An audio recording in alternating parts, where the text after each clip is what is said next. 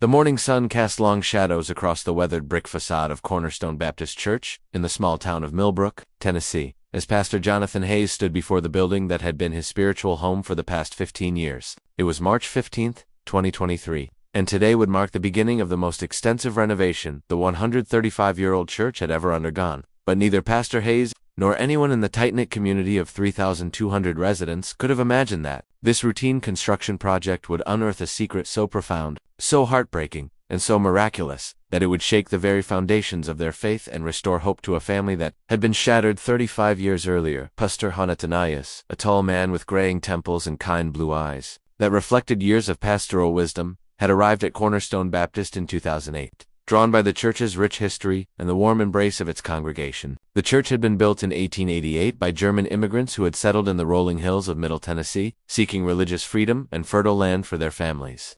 The Gothic Revival architecture, with its soaring spire and stained glass windows depicting scenes from the life of Christ, had weathered countless storms, both literal and metaphorical, over more than a century of faithful service. As Pastor Hayes walked through the sanctuary that morning, running his weathered hands along the smooth oak pews that had been handcrafted by the church's founding members, he reflected on the countless prayers that had been offered within these sacred walls. The morning light streaming through the stained glass window of Jesus blessing the children painted colorful patterns across the worn wooden floors, creating an almost ethereal atmosphere that never failed to fill him with reverence and wonder. Decision to renovate had not been made lightly. The church building, while structurally sound, was showing its age in ways that could no longer be ignored. The basement, which had served as the church's fellowship hall and Sunday school classrooms for decades, had been sealed off in 1988 due to persistent flooding issues and what the contractors at the time had deemed structural concerns that made the space unsafe for regular use. For 35 years, the basement had remained locked and abandoned, with newer additions to the church providing the necessary space for fellowship and educational activities. Pastor Hayes called out Marcus Thompson, the church's head deacon, and a man whose family had attended Cornerstone Baptist for 4 generations. Marcus was a sturdy man, in his late 50s, with calloused hands that spoke of decades of honest labor, and a faith that had been tested and proven through years of service to his community. The contractor is here to discuss the basement situation. He says we need to inspect the sealed area before we can proceed with the foundation work for the new addition. Pastor Hayes nodded, his stomach tightening with a mixture of anticipation and apprehension that he couldn't quite explain. For the past week, he had been experiencing an unusual restlessness during his morning prayers, a sense that God was preparing him for something significant. He had dismissed these feelings as pre-renovation jitters, but as he approached the basement door that had remained locked for more than 3 decades, the sensation grew stronger. James Rodriguez, the renovation contractor, was a meticulous man with over 20 years of experience restoring historic buildings throughout Tennessee. His reputation for treating old churches with the reverence they deserved had made him the unanimous choice for Cornerstone Baptist's renovation project. As he stood before the heavy wooden door that blocked access to the basement, James ran his experienced eye over the construction that had sealed the space. "This is interesting," James murmured, examining the way the door had been reinforced with additional lumber and sealed with what appeared to be industrial-grade caulking. This wasn't just locked up, it was sealed as if they never intended anyone to open it again. The construction is much more extensive than what would be necessary for simple flood prevention. Pastor Hayes felt a chill run down his spine as he studied the sealed entrance. "The church records from 1988 are somewhat incomplete," he explained. "The minutes from the board meetings that year mention flooding problems and structural concerns, but they're vague about the specifics. The decision to seal the basement seems to have been made rather hastily." Marcus Thompson, who had been a teenager in 1988, searched his memory for details about that tumultuous time in the church's history. "I remember there was some kind of crisis that year," he said slowly. "My father was on the church board then, and I recall him having several emergency meetings. There was talk about safety issues, but also—" He paused, frowning as he tried to recall fragments of overheard conversations. "There was something else, something that upset the adults, but they wouldn't talk about it in front of us kids." James began the careful process of removing the barriers that had kept the basement sealed for 35 years.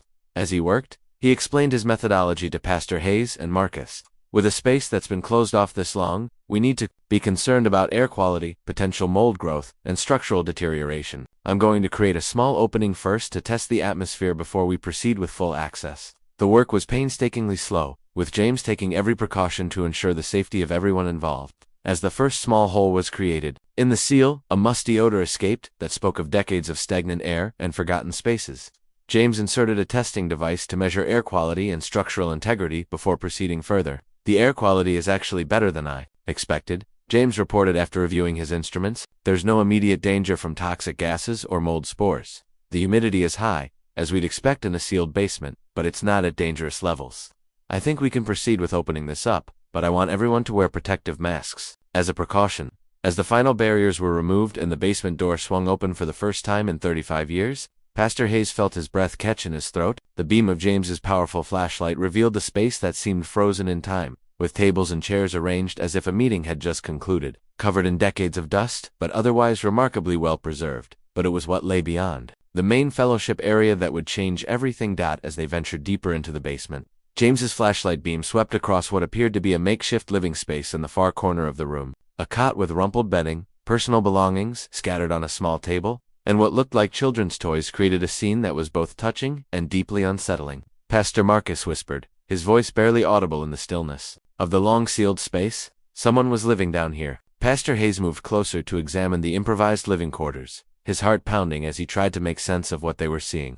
The belongings were clearly those of a woman and at least one child, perhaps two. A small Bible lay open on the table next to what appeared to be a handwritten journal, its pages yellowed with age but still legible in the beam of the flashlight. With trembling hands, Pastor Hayes picked up the journal and read the first entry, dated September 15, 1988. We have been hiding in the basement of Cornerstone Baptist for 6 days now. Pastor Mitchell promised that no one would look for us here, that we would be safe until he could arrange for us to travel to the Sanctuary Church in Memphis. David is getting restless, and little Sarah keeps asking why we can't go home. I don't know how to explain to a 6-year-old that there is no home to return to, that the man who promised to love and protect us has become the very danger we must flee from. The words sent shockwaves through Pastor Hayes as he began to understand the magnitude of what they had discovered. This wasn't just an abandoned storage area, it was evidence of a desperate attempt to protect a family in crisis. He continued reading, his voice growing stronger as he shared the entries with Marcus and James. September 18, 1988. Pastor Mitchell visited us again today, bringing food and news from the outside. He says Thomas is still looking for us, that he's been to the police, claiming we've been kidnapped. Pastor Mitchell is trying to contact the underground network that helps women and children escape domestic violence, but it's taking time. The children are frightened, and I'm struggling to maintain hope. I pray constantly that God will show us a way to safety. September 22, 1988. Something has gone terribly wrong. Pastor Mitchell came to us in the middle of the night, more frightened than I've ever seen him. He said Thomas has discovered people helping us, that he's made threats against anyone who interferes. Pastor Mitchell believes our only option now is to seal us in completely, to make it appear as if we've left the area entirely. He's bringing enough supplies to last us several weeks while he works to arrange safe passage to a women's shelter in another state. God help us all. Pastor Hayes' hands were shaking as he read the final entries in the journal. The woman's name was revealed to be Rebecca Stone, and she had been hiding with her 6-year-old daughter Sarah and 8-year-old son David from her abusive husband Thomas Stone, a prominent businessman in Millbrook who had connections with local law enforcement. September 25, 1988, Pastor Mitchell sealed us in today. He promised it would only be temporary, just until the investigation into Thomas's threats dies down and he can arrange for our safe transport. The children are scared, and honestly, so am I, but Pastor Mitchell assures us that God has a plan, that this darkness is not the end of our story. I'm leaving this journal here, in case something happens to us. If anyone ever finds this, please know that we were grateful for Pastor Mitchell's courage, even if it wasn't enough to save us. The basement fell into profound silence as the implications of Rebecca's words sank in. Pastor Hayes, Marcus, and James stood in the dusty remnants of what had been intended as temporary sanctuary, realizing they had stumbled upon a tragedy that had been hidden for 35 years. We need to call the police, Marcus said quietly, his voice heavy with emotion. These people ... this family, they never made it out. James was systematically documenting the scene with his camera. His contractors I now trained on preserving evidence rather than assessing renovation needs. Pastor Hayes, I think we need to expand our search of this basement. If Rebecca Stone and her children died down here, there may be remains. The thought filled Pastor Hayes with a mixture of dread and solemn responsibility. As a pastor, he had comforted many families through the loss of loved ones. But discovering human remains in his own church basement presented challenges he had never imagined facing. As they continued their careful exploration of the basement, James made another discovery that would prove crucial to understanding the full scope of the tragedy. Hidden behind a false wall that had been carefully constructed to blend with the original foundation, they found additional evidence of Pastor Mitchell's desperate attempts to save the Stone family. The hidden compartment contained supplies that had clearly been intended to sustain Rebecca and her children for an extended period: canned goods, water containers, medical supplies, and even educational materials to help the children continue their schooling while in hiding. But more importantly, they found Pastor Mitchell's own journal, documenting his increasingly frantic efforts to arrange safe passage for the family he was protecting. October 1st, 1988, Pastor Mitchell had written, "I have made a terrible mistake. In my desperation to protect Rebecca and her children from Thomas Stone's violence, I have trapped them in a situation that may be worse than what they were fleeing. The contacts I had for the Underground Railroad have gone silent, and I fear that Thomas's threats have reached further than any of us imagined. The police are asking questions about Rebecca's disappearance, but I cannot tell them the truth without endangering not only the Stone family, but also the network of people who help other families escape domestic violence." Pastor Mitchell's journal revealed the impossible position he had found himself in. Thomas Stone had indeed discovered that church members were helping his wife and children hide from him, and he had made credible threats against anyone who continued to assist them. At the same time, the underground network that helped domestic violence victims had been compromised, leaving Pastor Mitchell with no clear path to safety for the family he was protecting. October 5th, 1988. Rebecca is growing weaker, and the children are showing signs of prolonged stress. The basement is taking a toll on all of them, but Thomas has surveillance on the church now, making it impossible for me to risk moving them. I have contacted authorities in Memphis and Nashville, but the process of arranging witness protection is taking far longer than any of us anticipated. I fear I am watching this precious family slowly fade away, and I am powerless to save them. The final entry in Pastor Mitchell's journal was dated October 12, 1988. I found them this morning when I came to bring breakfast. Rebecca had passed in her sleep during the night, and the children, God forgive me, the children were barely breathing. I managed to get David and Sarah to the hospital, claiming I found them wandering in the woods, but Rebecca was beyond help. I have failed them in the most profound way possible. The church board has agreed to seal the basement permanently, claiming structural concerns, but the truth is we cannot bear to face what happened here. I am resigning my position effective immediately. May God have mercy on my soul for what my fear and inadequacy have cost this family. The discovery of Pastor Mitchell's journal provided the missing pieces of a tragedy that had been covered up. For 35 years, Pastor Hayes realized they were not just dealing with a single family's tragedy, but with a systemic failure that had cost Rebecca Stone her life and traumatized her children in ways that would affect them for decades too. We need to find David and Sarah Stone, Pastor Hayes said with quiet determination. They would be in their 40s now, if they're still alive. They deserve to know the truth about what happened to their mother, and they deserve the justice and closure that was denied to them 35 years ago. Marcus was already reaching for his phone to contact the Millbrook Police Department, but Pastor Hayes placed a gentle hand on his arm. Before we involve law enforcement, I think we need to do some research. If David and Sarah Stone are still alive, they may have spent 35 years believing their mother abandoned them. Learning the truth is going to be devastating, and they'll need spiritual and emotional support that goes beyond what a criminal investigation can provide. James continued, documenting the basement, but his focus had shifted from renovation concerns to preserving what was essentially a crime scene that had been sealed for decades. Pastor Hayes, I need to ask, are you prepared for the possibility that this discovery might implicate members of your congregation who are still alive? The church board in 1988 made the decision to cover this up rather than seeking justice for Rebecca Stone and proper help for her children. The weight of James's question settled heavily on Pastor Hayes' shoulders.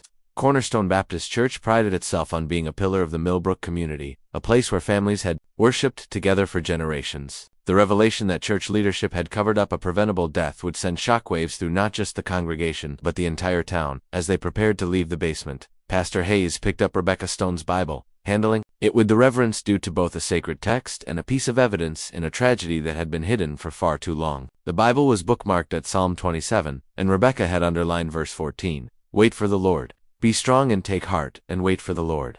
She never stopped believing that God would rescue them, Pastor Hayes murmured, his eyes filling with tears as he imagined Rebecca Stone's final days. Maintaining her faith even as hope faded in the darkness of the church basement, the three men stood in silence for a moment, overwhelmed by the magnitude of what they had discovered. Then Pastor Hayes made a decision that would define his ministry and his character for years to come.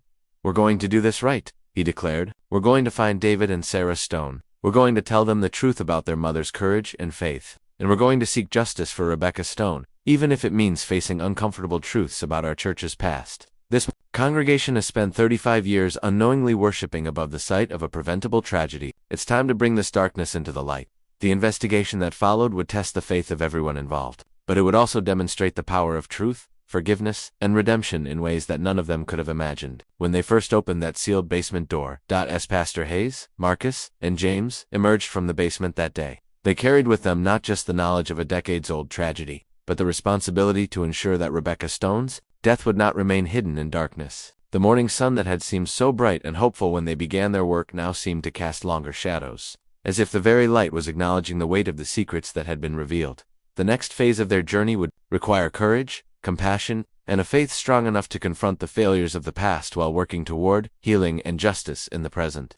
But as Pastor Hayes looked back at the church building that had been his spiritual home for 15 years, he felt a sense of divine purpose settling over him. God had orchestrated this discovery for a reason, and Pastor Hayes was determined to honor that calling, no matter how difficult the path ahead might prove to be. Within hours of their discovery in the sealed basement, Pastor Hayes found himself grappling with decisions that would impact not only his own ministry, but the lives of people he had never met and a community that had unknowingly carried a devastating secret for 35 years. The basement door had been resecured temporarily, but the knowledge of what lay beneath Cornerstone Baptist Church could never be locked away again. Pastor Hayes' first priority was research. If David and Sarah Stone were still alive, he needed to locate them before news of the discovery became public. He spent the remainder of that day in his study, surrounded by computer printouts, phone directories, and contact information for various social services, organizations that might have records from 1988. The challenge was significant. David Stone would now be 43 years old, and Sarah would be they could be living anywhere in the country, possibly under different names, if they had been adopted or chosen to distance themselves from the trauma of their childhood. Pastor Hayes realized he would need professional help in locating them, but he was determined to handle their initial contact with care and sensitivity.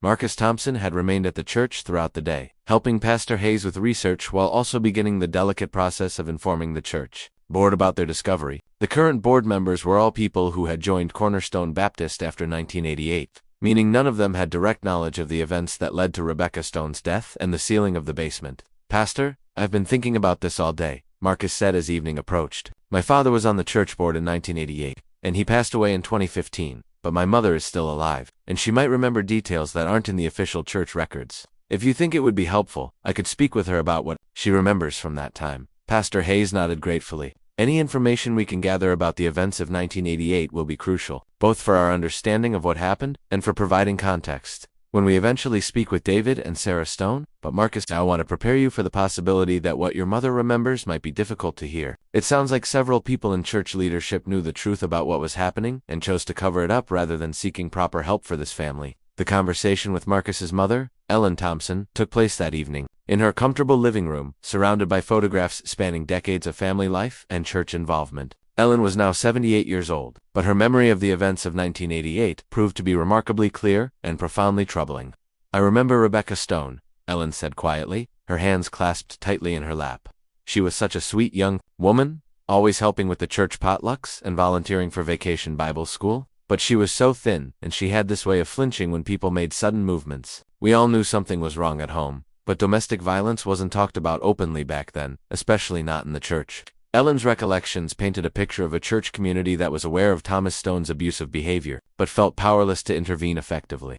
Thomas was a successful businessman who donated generously to the church and maintained a charming public persona that made it difficult for outsiders to believe he was capable of violence. "Pastor Mitchell tried to help Rebecca," Ellen continued, tears beginning to form in her eyes. "He counseled them as a couple, tried to get Thomas to attend anger management programs, even spoke privately with Rebecca about options for her and the children, but Thomas was smart about his abuse. He never left marks that were visible, and he was careful to maintain his reputation in the community." The most devastating revelation came when Ellen described the events immediately following Rebecca's disappearance. The official story was that Rebecca had taken the children and left town to stay with relatives, but some of us suspected that wasn't the whole truth. Pastor Mitchell was acting strangely, holding emergency board meetings, and insisting that certain areas of the church needed to be sealed off for structural reasons. Ellen paused, struggling with memories that had haunted her for decades. "I think some of us knew, on some level, that Pastor Mitchell was hiding something serious, but we trusted him, and we were scared of Thomas Stone. Thomas had made it clear that anyone who interfered in his family affairs would face consequences, and he had the connections to make good on those threats." The picture that emerged from Ellen's memories was of a church community paralyzed by fear and uncertainty, led by a pastor who was trying desperately to protect a vulnerable family, but who lacked the resources and expertise to do so effectively. The decision to cover up Rebecca's death had been motivated not by malice, but by a combination of fear, shame, and the tragic recognition that their efforts to help had resulted in the very outcome they had tried to prevent. "What happened to Pastor Mitchell?" Pastor Hayes asked gently. "He resigned immediately after the basement was sealed," Ellen replied. He said he was called to missionary work overseas, but I think the truth was that he couldn't bear to continue ministering in a place where he felt he had failed so profoundly. He moved to Africa and spent the rest of his life working with orphanages. He died about 10 years ago, still carrying the guilt of what happened to Rebecca Stone. Ellen's final revelation was perhaps the most significant for Pastor Hayes' current situation. Pastor Mitchell left a letter with the church board when he resigned. He made them promise to keep it sealed unless the truth about Rebecca Stone ever came to light. I believe that letter is still in the church safe, along with other sensitive documents from that time period. Pastor Hayes felt his pulse quicken at this news. A letter from Pastor Mitchell, written in the immediate aftermath of the tragedy, might contain crucial information about David and Sarah Stone's fate, as well as details about the network of people who had tried to help their family. The next morning, Pastor Hayes and Marcus met at the church early to search for Pastor Mitchell's letter. The church safe was an old-fashioned combination model that had been installed in the 1970s, and the combination had been passed down through successive church administrators. Inside, they found decades of important documents, property deeds, insurance policies, and historical records dating back to the church's founding. Pastor Mitchell's letter was in a sealed envelope marked, "To be opened only if the truth about Rebecca Stone is revealed." Pastor Hayes' hands trembled slightly as he broke the seal and unfolded the typewritten pages that contained Pastor Mitchell's final account of the events that had shaped the remainder of his life. To whoever reads this letter, Pastor Mitchell had written, "I pray that you are reading it because justice is finally being sought for Rebecca Stone and her children. Not because I have died and taken these secrets to my grave. I am writing this account while the events are still fresh in my memory, in the hope that someday the truth will be told and the Stone family will receive the justice they deserve." Pastor Mitchell's letter provided details that filled in crucial gaps in their understanding of the tragedy. Rebecca Stone had first approached him for help in June of 1988, after Thomas had broken her arm during a violent rage. Pastor Mitchell had helped her seek medical attention while creating a cover story to explain her injury. But he had also begun working with a network of churches and social service organizations that assisted domestic violence victims. I made contact with an organization called the Underground Railroad for Battered Women. Pastor Mitchell had written, they had successfully helped dozens of families escape abusive situations and start new lives in safe locations. The plan was for Rebecca and her children to be transported to a women's shelter in Memphis, where they would receive counseling and assistance in establishing new identities that would keep them safe from Thomas.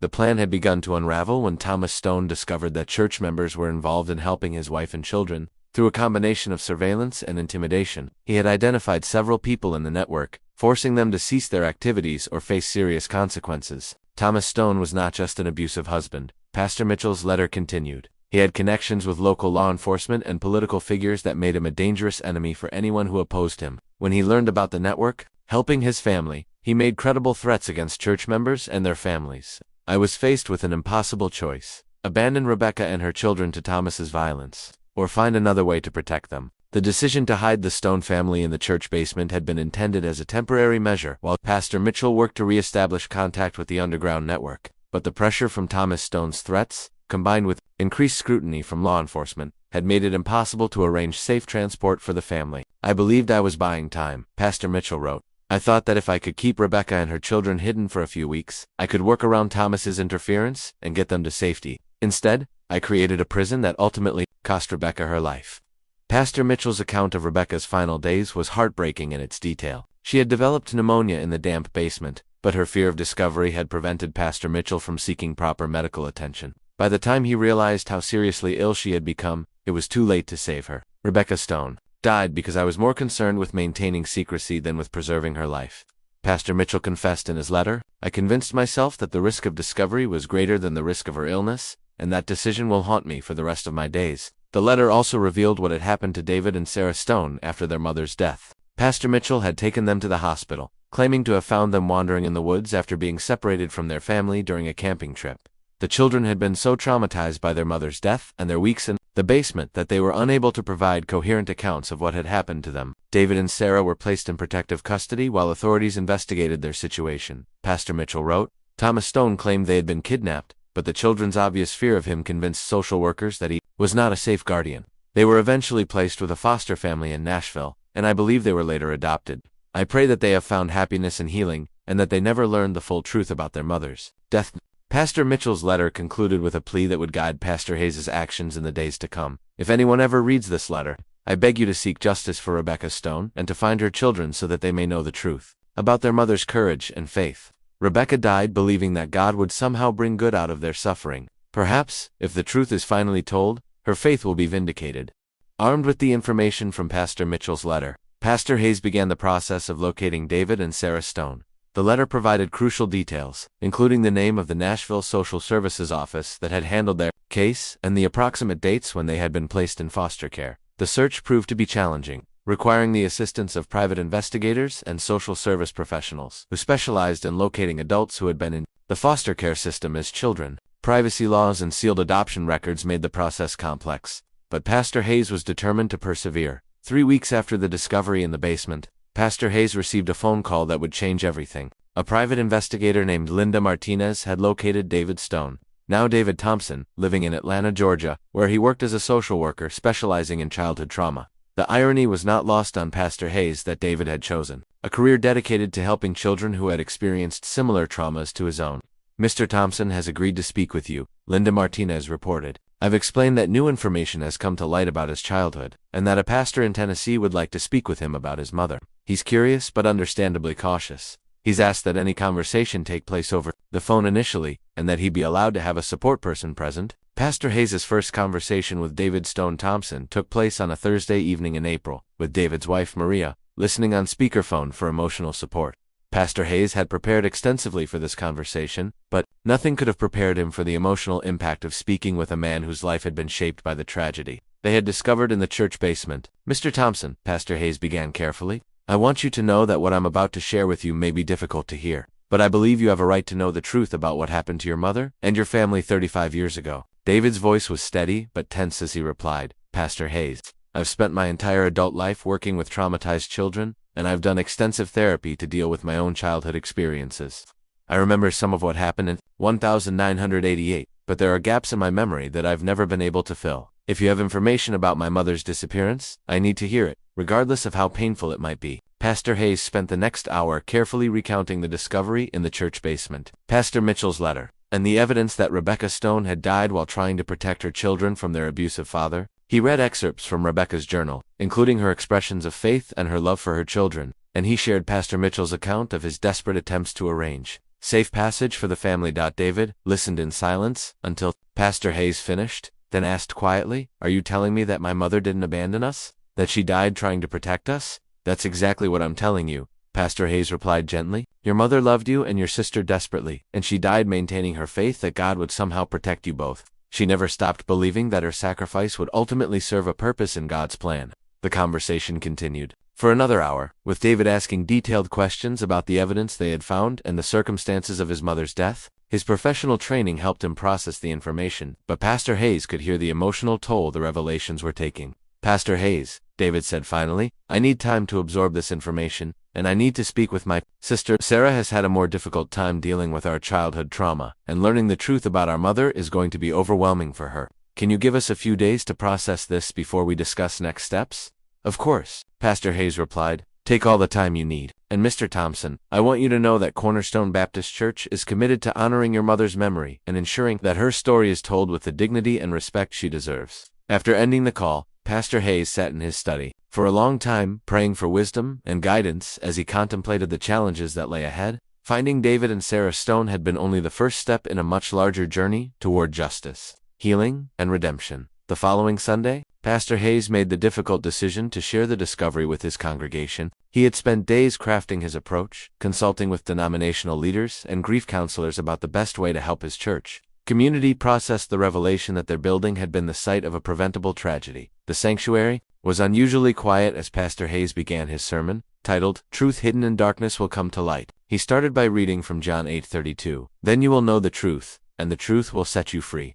"My dear brothers and sisters," Pastor Hayes began, "last month God allowed us to discover something that has been hidden in our church basement for 35 years. What we found has challenged our understanding of our church's history, but it has also provided an opportunity for justice, healing, and redemption that we must not ignore." Pastor Hayes carefully recounted the discovery of Rebecca Stone's hiding place, the evidence of her faith and courage, and the tragic circumstances that led to her death. He spoke about Pastor Mitchell's desperate attempts to protect the Stone family and the impossible choices that church leadership had faced in 1988. "I am not here to judge the decisions made by church leaders 35 years ago," Pastor Hayes continued. "They were facing an unprecedented situation with limited resources and genuine threats to the safety of multiple families. But I am here to acknowledge that mistakes were made, that a woman died who might have been saved, and that 2 children were traumatized in ways that affected them for decades. The congregation sat in stunned silence as Pastor Hayes shared excerpts from Rebecca's journal, particularly her expressions of faith during her darkest hours. He read her final entry about trusting in God's plan, even when circumstances seemed hopeless, and he challenged the congregation to consider how they might honor her faith through their response to this revelation. Rebecca Stone believed that God would bring good out of her suffering, Pastor Hayes declared. She died trusting that her children would be protected, and that somehow, her story would serve a purpose in God's kingdom. Today, we have the opportunity to prove that her faith was not misplaced. Pastor Hayes announced that Cornerstone Baptist Church would be establishing the Rebecca Stone Memorial Fund, dedicated to supporting organizations that help domestic violence victims and their children. He also revealed that the church would be working with law enforcement to ensure that a proper investigation was conducted, even though the primary perpetrator, Thomas Stone, had died in a car accident in 1995. We cannot change the past, Pastor Hayes concluded, but we can ensure that Rebecca Stone's death was not in vain. We can honor her memory by becoming the kind of church community that would have been equipped to save her and her children. We can turn this place of hidden tragedy into a beacon of hope for families who are facing similar struggles.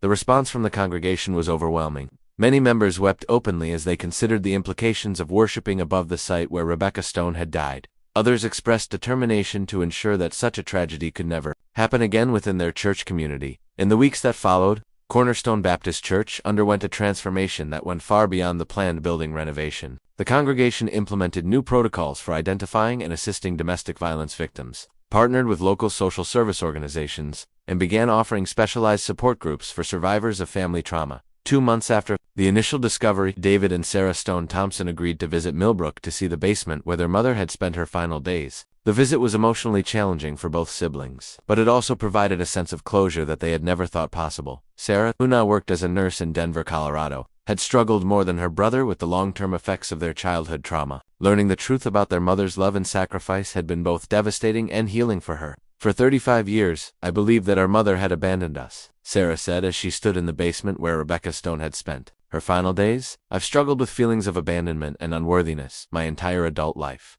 Knowing that she died trying to protect us, that she never stopped loving us, changes everything about how I understand my own story. David was equally moved by the experience of visiting the basement, but his professional background in trauma counseling helped him process the emotions more systematically. I can see now why my memories of that time were so fragmented, he explained to Pastor Hayes.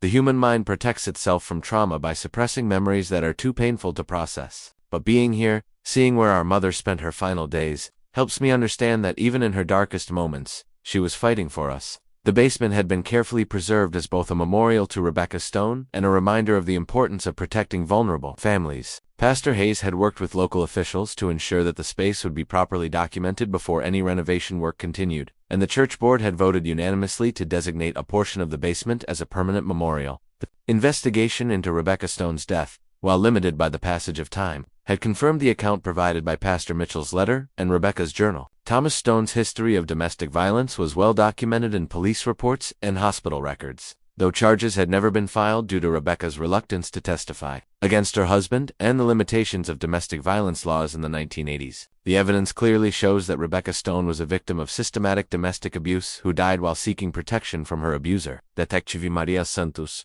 who had been assigned to review the case, reported to Pastor Hayes and the Stone siblings, while we cannot prosecute Thomas Stone due to his death in 1995, we can officially clear Rebecca Stone's name and acknowledge that she was a victim, not a woman who abandoned her children. The official recognition of Rebecca's status as a domestic violence victim was important for David and Sarah's healing process, but it was the spiritual dimension of their mother's story that proved most transformative for the entire Millbrook community. Pastor Hayes organized a memorial service for Rebecca Stone on the anniversary of her death. October 12, 2023. The service was attended not only by the Cornerstone Baptist congregation, but by people from throughout Middle Tennessee who had been touched by Rebecca's story. Domestic violence survivors, social workers, law enforcement officers, and faith leaders gathered to honor a woman whose death had been hidden for 35 years, but whose courage and faith had finally been revealed. David Stone Thompson spoke at the memorial service, sharing memories of his mother that had returned to him as he processed the truth about her death. My mother was a woman of extraordinary faith, he said, his voice strong despite the tears in his eyes. Even as a child, I could see that she carried herself differently than other adults.